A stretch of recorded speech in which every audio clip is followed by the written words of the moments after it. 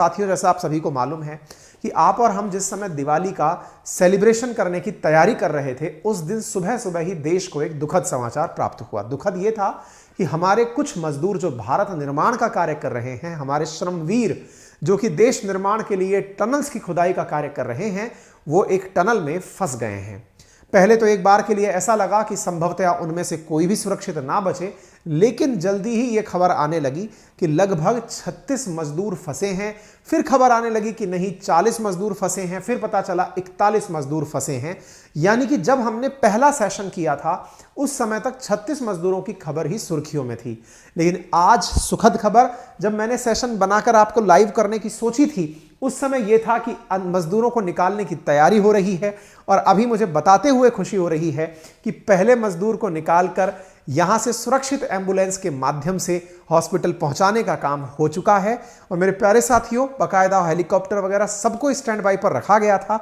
आप अपडेट देख सकते हैं 7:58 का, जब पहला मजदूर बाहर निकलकर आया था, पहला वर्कर बाहर निकलकर आया था। और अभी की ANI का अपडेट देख सकते हैं आप 22 सेकंड पहले का, सेशन शुरू होने से मतलब अब 1 मिनट पहले का है कि सभी 41 मजदूर सफलतापूर्वक बाहर निकल चुके हैं। तो आपके लिए, हमारे लिए ये बेहद बहुत ही सुखद खबर है और इस खबर को हम सब लोग अब इतिहास के साथ पढ़ेंगे कि हुआ क्या, कैसे हुआ, कहां दिक्कतें आई, सारा डिटेल आपको अब हम बताने वाले हैं। अब विस्तार से कथा को सुनते हैं। भारत के उत्तराखंड में पूर्व के उत्तर की तरफ एक राज्य उत्तराखंड, यहां पर उत्तरकाशी के अंदर एक टनल बन रही थी। क्यों बन रही थी? हमने बताया था कि 4 धामों को कनेक्ट करने के लिए ऑल वेदर रोड बनाई जा रही है। हिमालय के अंदर छेद किए जा रहे हैं और वहां से ऐसी टनल्स जहां से कभी पहाड़ों के रास्ते होकर कभी जाना मुश्किल टास्क होता था, उन्हें ड्रिल कर करके सड़कों का निर्माण किया जा रहा है। तो साहब, ये रहा उत्तरकाशी और उत्तरकाशी के अंदर सड़क का निर्माण चल रहा था और सड़क के लिए बीच में पहाड़ को ड्रिल करके एक टनल का निर्माण शुरू किया जाना था। 12 नवंबर की खबर है। 40 लेबर्स के फंसने की खबर बाहर निकलकर आती है। हुआ क्या? सड़क को छेद कर जब टनल बना रहे थे तो टनल के अंदर बीच में ही पहाड़ नाराज हो गया। हिमालय रुष्ट हुआ और रुष्ट होकर के उसने ऊपर की तलहटी पर जो पहाड़ी मलबा था वो नीचे गिरा दिया। यानी कि ये जो सुरंग बन रही थी, इसमें पहाड़ का मलबा आकर फंस गया। गॉड ग्रेस ये रही कि ये मलबा उन मजदूरों पर, उन वर्कर्स पर नहीं गिरा, उन वर्कर्स के और बाहर निकलने के बीच मार्ग में यह आकर गिर गया। अब इसके गिरने से इस प्रकार से रास्ता ब्लॉक हो गया।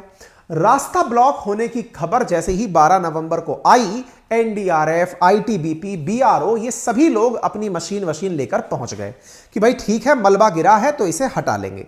गेट से लगभग 200 मीटर अंदर तक भारी मात्रा में जब यह जमा हुआ तो इसको हटाने के लिए मशीनें चलाना शुरू किया गया। 13 नवंबर आया। अब सोचिए 12 नवंबर से आज इस खबर को आप 28 नवंबर के दिन सुन रहे हैं, 17 दिन के अंदर। और मैं तो इस बात को सोचकर हैरान हो रहा हूं कि उन मजदूरों पर क्या बीत रही होगी जो इस टनल के अंदर इतने दिन तक रुके हुए थे। आपको मालूम है, एक बॉलीवुड की फिल्म है, मैं देख रहा था, ट्रैप्ड नाम से एक फिल्म है, कभी मौका पड़े तो देखिएगा। उस फिल्म को देखकर घुटन होने लगती है कि यार, अगर कोई एक आदमी 24 घंटे तक कमरे में बंद रह जाए और वहां पर कोई व्यवस्था ना हो, पानी पीने की व्यवस्था ना हो, सांस लेने की व्यवस्था ना हो, अंधेरा हो, पता भी ना चल रहा हो क्या हो, और सोचो कि किसी को यह ना पता हो कि आप जिंदा हैं कि आप मर गए हैं, आप हैं भी कि नहीं हैं। आप विचार कीजिए।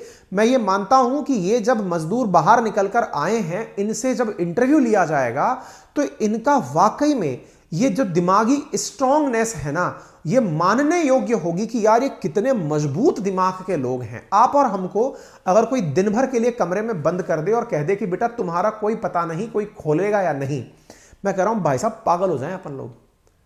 यहां सोचो कि ये जहां बंद थे 17 दिन से ज्यादा, 400 घंटे से ज्यादा लोग बंद थे।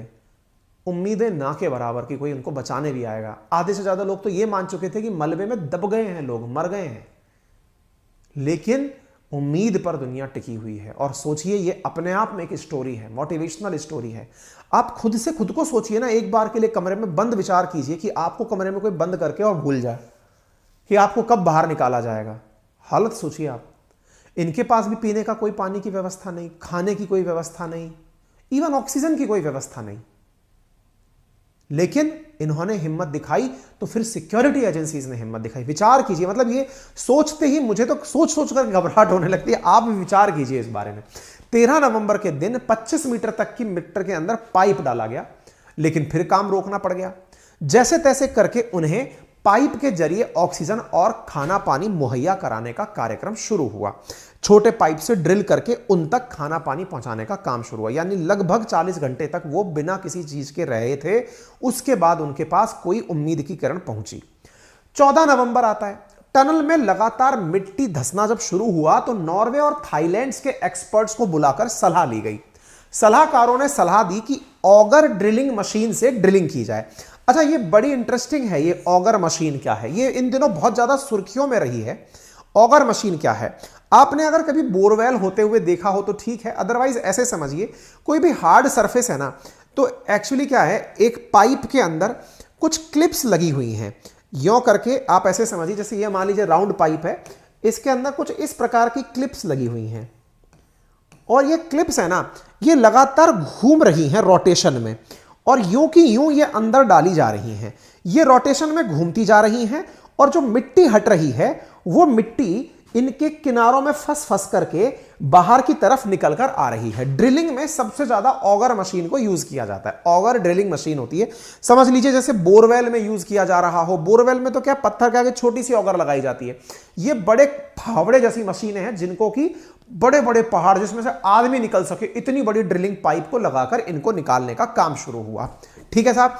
ऑगर मशीन ने हाइड्रोलिक जैक के साथ काम करना शुरू किया। 900 mm यानी 35 इंच मोटे पाइप डालकर मजदूरों को बाहर निकालने का प्लान बना। ऑगर ड्रिलिंग मशीन और हाइड्रोलिक जैक की मदद ली गई, लेकिन यह मशीनें फेल मार गई। ये देखो, इस प्रकार से ये खड़ाऊ जैसा आपको दिख रहा है, ये देखिए, ये प्लेट सी क्लब सी लगी हुई है ना, ये देखो आप, ये गोल गोल गोल गोल घूमती हैं और इनसे मिट्टी बाहर निकलती है कि ये प्लेट अंदर जाएगी और इनसे आदमी को बाहर निकाल लिया जाएगा। ये 15 नवंबर की कहानी है। 15 नवंबर को उम्मीद में एक बार पानी फिर गया, कोई बात नहीं। अब पीएमओ ने इस मामले में इंटरफेयर किया। प्रधानमंत्री कार्यालय ने जब हस्तक्षेप किया तो दिल्ली से एयरफोर्स के हरक्यूलिस विमान से ऑगर मशीन को लेकर चिलियासी सौड़ हेलीपोर्ट, जहां पर यह काम चल रहा था, वहां पर मशीन को पहुंचाया गया। ये विमान में ही पार्ट्स फंस गए। मतलब हर एक काम में बड़ी ही, मतलब आप और हम कई बार ऐसा सोच सकते हैं कि यार इतनी बाधाएं, जैसे आप में से बहुत सारे लोग जो विभिन्न प्रतियोगी परीक्षाओं की तैयारी करते हैं, उन्हें क्या लगता है, यार मेरा तो प्रीलिम्स फेल हो गया, यार मेरा तो मेंस फेल हो गया, यार मैं तो 1 नंबर से रह गया, जीवन के प्रति निराशा का भाव। आप सोचकर देखिए कि यह पूरी कहानी अपने आप में कितनी निराशाओं से भरी हुई है। अगर इस कहानी को कोई कहने वाला व्यक्ति हो ना, तो वो कहानी आपके अंदर मोटिवेशन का संसार पैदा कर दे। आप सोचो, जब तैयारियां पूरी हैं कि बस मशीन लगाएंगे, मशीन से निकलकर लोग आ जाएंगे। 14 तारीख की बात बता रहा हूं मैं आपको। 14 तारीख को मशीन फेल, पीएमओ के इंटरफेरेंस से एक बड़ी मशीन भेजी गई, वो हवाई जहाज में फंस गई, उतारी नहीं जा सकी, 3 घंटे तक फंसी रही। आप और हम क्या कहें, हमारे तो शगुन ही खराब है साहब, हमारा तो काम ही नहीं हो सकता। लेकिन साइंस और कर्मवीर जो लोग हैं वो कभी रुकते नहीं हैं। 16 नवंबर को 200 हॉर्स पावर वाली एक और heavy American drilling auger machine, उसको इंस्टॉल किया गया। 8 बजे से इसने ऑपरेशन लगना शुरू किया।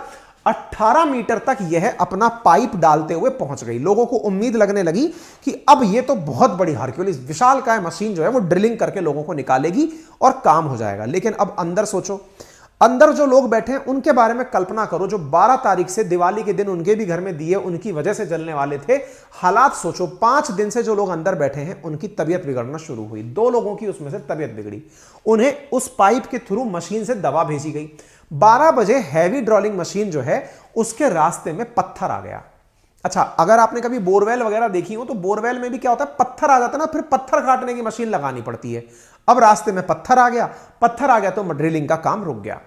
मशीन से टनल के अंदर 24 मीटर पाइप डाला गया था। नई ऑगर मशीन को रात में इंदौर से देहरादून पहुंचाया गया कि भाई एक का काम रुक गया, अब दूसरी ड्रिलिंग मशीन लाइए। अब आप सोचियो, मतलब जिनको लगता है ना कि हमारे जीवन में तो संकट ही संकट है, इसको क्या कहोगे आप?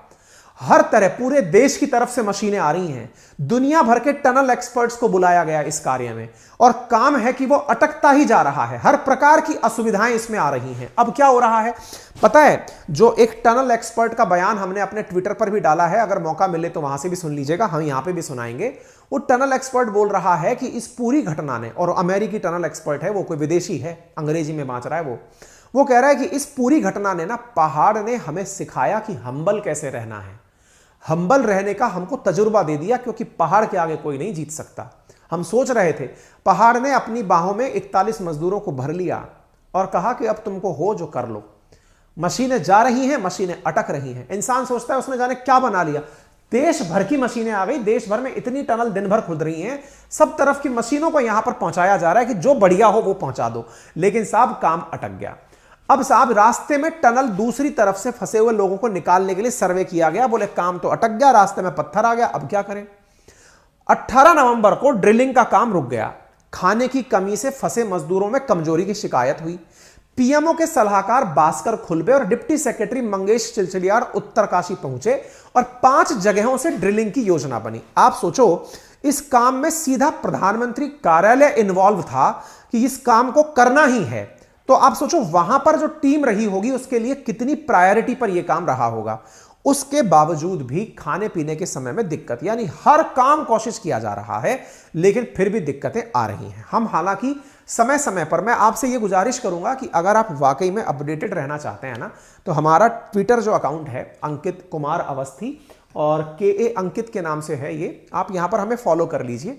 हम जो भी अपडेटेड खबर होती है, क्योंकि हर चीज पे सेशन करना पॉसिबल नहीं होता है, लेकिन हम यहां पर आपको अपडेट दिन भर देते रहते हैं। जो भी अपडेट देश के लिए जरूरी है ना, एक सोर्स अगर आप फॉलो करना चाहें तो आप इसे फॉलो कर सकते हैं। हम बहुत सारी वेबसाइट्स को, बहुत सारे हैंडल्स को, प्रधानमंत्री कार्यालय को या दुनिया भर के बहुत सारे हैंडल्स को हम लोग सूचना के लिए उपयोग में लेते हैं और आप तक सही सूचना पहुंचाने का प्रयास भी करते हैं। आपकी मर्जी, आपकी है। अच्छा, अब क्या हुआ साहब? अब यहां पर देखें कि इस प्रकार की स्थिति कुछ बनी हुई थी।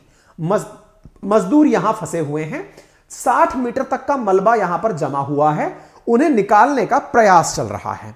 ऐसी स्थिति में टनल के काम के अंदर अब प्रयास यह किया गया कि इनको निकाला कहां से जाए। कोशिशें की जाने शुरू हुई।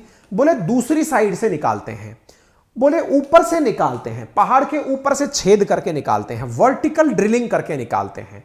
5 नए ऑप्शंस प्रधानमंत्री कार्यालय के इंटरफेयर के बाद में विचार किए गए। आप यहां पर देख सकते हैं 19 नवंबर को केंद्रीय मंत्री नितिन गडकरी जी और उत्तराखंड के सीएम पुष्कर सिंह धामी यहां पहुंचते हैं। शाम 4 बजे से ड्रिलिंग दोबारा शुरू होती है। खाना पहुंचाने के लिए एक और टनल बनाने की शुरुआत की जाती है। टनल में जहां से मलबा गिरा था वहां पर छोटे रोबोट भेजकर खाना भेजने और रेस्क्यू टनल बनाने का काम किया जाता है। अब आप दिमाग में विचार लगाइएगा, 12 तारीख से 19 तारीख आ चुकी है, खाना पहुंचाने के रास्ते नहीं है। पहुंचाने के लिए बोले एक और टनल खोदेंगे, छोटी टनल खोदेंगे, खाना पहुंचाना है, ऑक्सीजन पहुंचानी है, छोटे रोबोट्स पहुंचाने हैं, सो दैट कि अंदर का नजारा देख सकें। ठीक है साहब, खाना पहुंचाने का कार्यक्रम इस तरह से शुरू किया गया। बोतल्स में लिक्विड डाइट भर भर के पाइप से पुश करके फेंकना शुरू किया गया।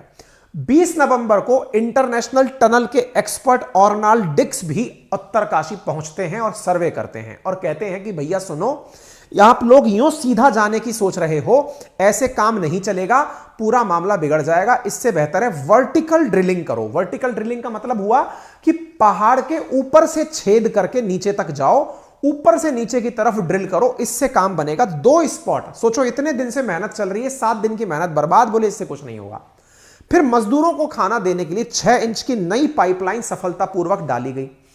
ऑगर मशीन का ही सारा काम चल रहा है। ऑगर मशीन के साथ काम कर रहे मजदूरों के रेस्क्यू के लिए एक रेस्क्यू टनल बनाई गई कि भाई मशीन के साथ भी तो लोग काम कर रहे हैं, उनके लिए भी एक मशीन के लिए टनल बनाई गई। बाकायदा बॉर्डर रोड ऑर्गेनाइजेशन यहां काम कर रहा था और वर्टिकल ड्रिलिंग के लिए पहाड़ के ऊपर तक पहुंचने के लिए उन्होंने सड़क का निर्माण कर दिया। मतलब सोचो, पहाड़ के नीचे से टनल बन रही है, अब आप ऊपर टॉप से सोच रहे हो नीचे छेद करोगे, तो वहां तक मशीन कैसे पहुंचाओगे? सड़क बनानी पड़ेगी ना। सोचो सड़क बनने में कितने दिन लगते हैं। बीआरओ ने खटाखट सड़क बना करके, हमको तो ये तारीखों में दिख रहा है, वहां दिन रात काम चल के ऊपर तक मशीन पहुंचाने के लिए सड़क बना दी गई। 21 नवंबर आ जाता है। एंडोस्कोपी के जरिए, जैसे पेट के अंदर कैमरा लगाने के लिए कई बार कैमरा अंदर भेजा जाता है, एंडोस्कोपी के जरिए बिल्कुल पतले तारों के जरिए यहां कैमरा अंदर भेजा गया और फंसे हुए मजदूरों की पहली बार तस्वीर सामने आई।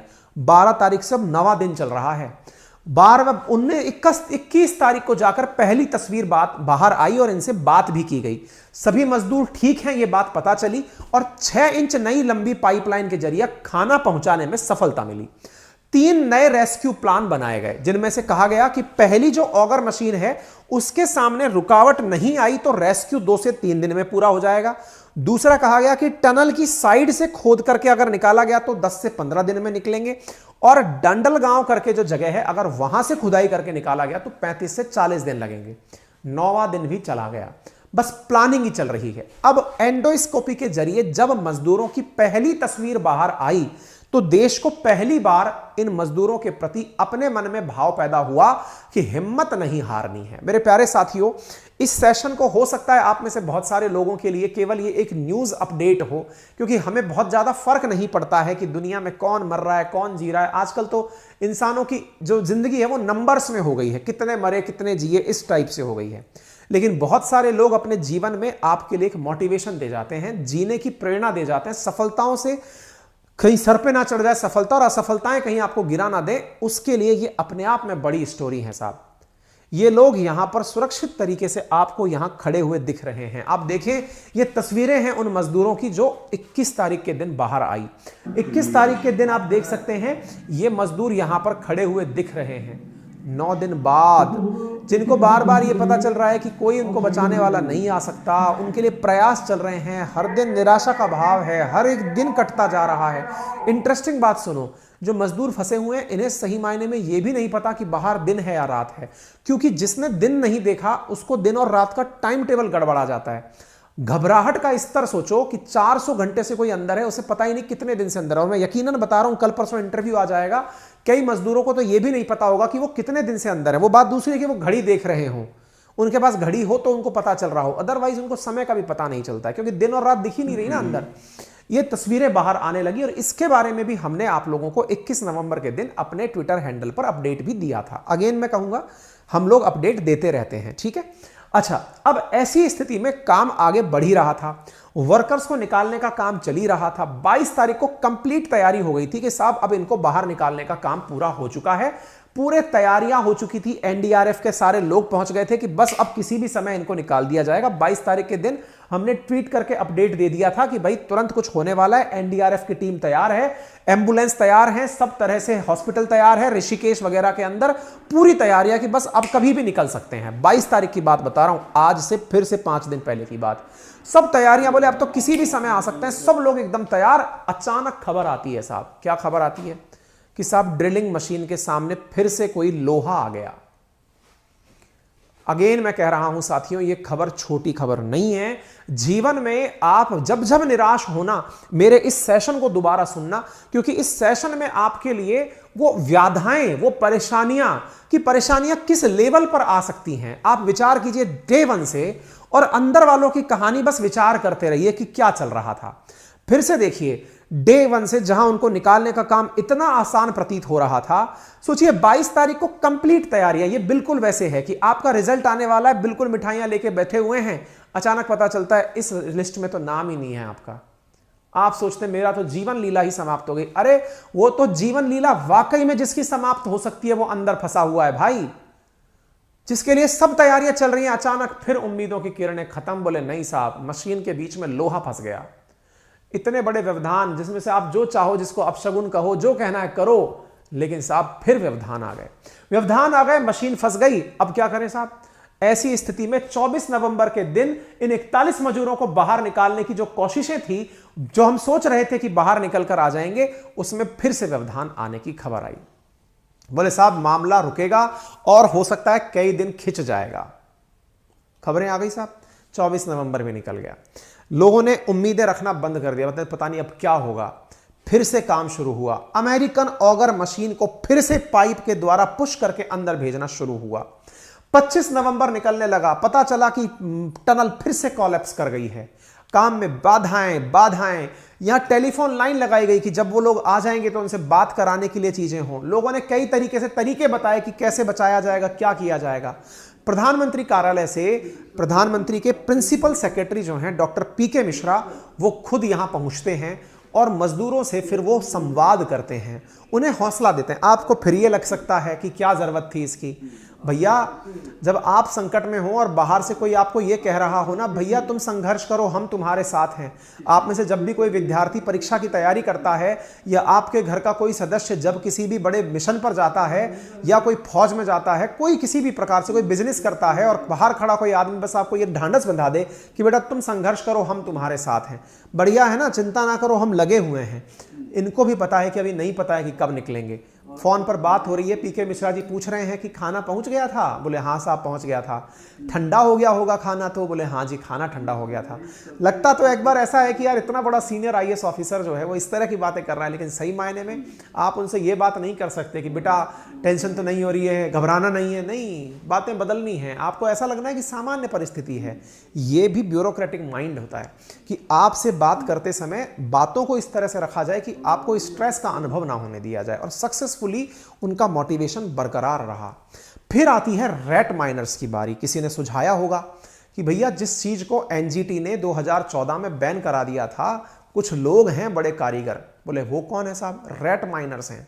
बोले ऑगर मशीन जहां फंसी है, जहां लोहा फंस गया, पत्थर फंस गया, जहां कोई काम नहीं आ सकता, वहां काम आएंगे चूहे की तरह बिल खोदने वाले हमारे श्रमवीर, हमारे कर्मवीर, रेट माइनर्स। अब ये क्या कहानी है? असल में क्या है ना, अपने पूर्वोत्तर भारत की तरफ जहां पर मतलब माइनिंग बैन है, कई जगहों पर ऐसा है कि माइनिंग को रोका हुआ है, वहां पर कुछ लोग अवैध रूप से माइनिंग करते हैं। अवैध रूप से माइनिंग करने का मतलब क्या है? खनिज खोदकर निकालते हैं, लेकिन अवैध रूप से निकालते हैं। मशीनों का उपयोग नहीं करते, इंसान निकालते हैं टनल्स के अंदर घुस घुस के। और वो क्या करते हैं? वो खुद से ही पहाड़ों के नीचे सुरंग खोदते हैं, जैसे चूहा सुरंग खोदता है। तो चूहे के स्टाइल में इंसान जब सुरंगें खोदता है तो उसे सारे टैक्ट्स एंड ट्रिक्स पता होती हैं कि कैसे सुरंग खोदनी है। तो बुलाया गया, बोले यहां मशीन नहीं, इंसान ही इंसान के काम आएगा। सब मशीनें अमेरिका फमरीका सब फेल है, बोले इंसान को बुलाया जाए। बुलाए गए रेट माइनर्स। ये पहुंच गए हमारे रेट माइनर्स। ये इस पाइप के अंदर खुद घुसे, और घुस करके जहां मशीन उलझ गई वहां जाकर के इन लोगों ने हाथ से वहां खुदाई शुरू करी, चूहे के स्टाइल में कि चलो बिल खोदते हैं। अब आप सोचो कि वो अंदर खुदाई कर रहे हैं, मलबा फंसा है, उस मलबे को फिर बाहर फेंक रहे हैं, और ला करके उसकी खुदाई जोर शोरों से चल रही है। रेट माइनर्स की सुरक्षा भी तो जरूरी है। मलबे में ये फंस गए तो इनके लिए ऑक्सीजन मास्क लगाए गए, इनकी सुरक्षा कवर की गई, इनको अंदर भेजा गया, बेटा तुम चिंता करो, तुम अंदर करो। और फिर साथियों, वो सुखद घटना घंटे भर पहले की आती है जब मजदूरों को एयरलिफ्ट करने की तैयारियां शुरू होती हैं, जिसमें यह कहा जाता है कि अब मजदूर किसी भी समय बाहर आ सकते हैं। साथियों, क्रेडिट किसी एक को दिया जाना तो बहुत ही असंभव सी काम है। हम ये कह दें कि साहब ये काम केवल और केवल एनडीआरएफ ने किया, ये काम केवल रेट माइनर्स ने किया, ऑगर मशीन ने किया, बीआरओ ने किया। मैं कह रहा हूं ये पूरी एक टीम की जीत है, एक राष्ट्र की जीत है, आप सबके उस हौसले की जीत है जिसने इन सब के लिए उम्मीदें कायम रखी थी। मैं आपसे यही कहना चाहूंगा कि कभी भी विश्वास रखने वालों की हार नहीं होती, हौसला रखने वालों की हार नहीं होती। ये वो स्टोरी बन गई है। और ऐसी स्थिति में ये खबर जैसे ही आती है, अचानक खबर आती है कि 41 मजदूरों को निकालने की तैयारियां पूरी हो चुकी हैं। अस्पताल में टनल के अंदर ही मतलब हॉस्पिटल बना दिया गया है, बिल्कुल सारी तैयारियां फिर से दुरुस्त कर दी गई हैं। चिनूक हेलीकॉप्टर तैयार कर दिया गया है, मजदूरों को पूरी तरह से निकालने के लिए प्लानिंग कर दी गई है। और सुखद खबर हमारे सामने आती है कि हमारे मजदूरों को निकाल लिया जाएगा, बाकायदा माला वाला लेकर आते हैं, सब तैयारियां पूरी और होकर के अल्टीमेटली इस प्रकार से हमारे मजदूरों को निकालने का आज सक्सेसफुल कार्य पूरा हुआ है। हमारे रेट माइनर्स ने इस प्रकार से मजदूरों को टनल के रास्ते खींच कर अपने हाथ से बाहर निकाल लिया है। मेरे प्यारे साथियों, इस होल के थ्रू अब आप देख सकते हैं, ये जो मैं आज आपको खबर सुना रहा हूं 28 नवंबर 7:58 की, जिस समय ये एम्बुलेंस आपको जाती हुई दिख रही है पहले मजदूर को ले जाते हुए, और यहां पर आप देख सकते हैं पुष्कर सिंह धामी पहले मजदूर से जो निकल कर आया उससे बात करते हुए दिखाई दे रहे हैं। यहां पर उनके परिजन इंतजार करते हुए दिखाई दे रहे हैं। और ये सेशन शुरू होने से पहले जो अपडेट आया था कि 41 मजदूरों को सफलतापूर्वक बाहर निकाल लिया गया है। अंत में इस कहानी का अंत बड़ा सुखद रहा। मेरे प्यारे साथियों, ये कहानी आप सबको प्रेरणा देने के लिए भी बहुत काम की होगी। मैं आपसे केवल इतनी सी गुजारिश करूंगा कि इसे उन सबसे साझा कीजिएगा जो किसी परीक्षा की तैयारी कर रहे हैं, उन सबसे साझा कीजिएगा जो बिजनेस में हैं लेकिन निराश हो गए हैं, उन सबसे साझा कीजिएगा जो कई बार विफल हो गए हैं। उन्हें बताइएगा कि मेहनत करने वालों की कभी वाकई में हार नहीं होती। आज ये वो खबर है, पूरी आपकी हिम्मत, अगर सोचिए अंदर बैठे हुए मजदूर अपनी हिम्मत हार जाते तो क्या इनको निकालने के लिए इतने जतन, इतने प्रयास किए जाते? आज आप और हम जो इनसे इतना मोटिवेशन प्राप्त कर रहे हैं, क्या प्राप्त कर पाते? ये अपने आप में एक स्टोरी है मेरे प्यारे साथियों। आपसे गुजारिश है इस सेशन को ज्यादा से ज्यादा लोगों तक साझा करें। मैं हर सेशन के लिए आपसे शेयर करने की नहीं कहता, इतना अपील नहीं करता, लेकिन आज अपील करूंगा क्योंकि ये अपने आप में एक मोटिवेशनल जीवंत स्टोरी है जो आप सुन सकते हैं।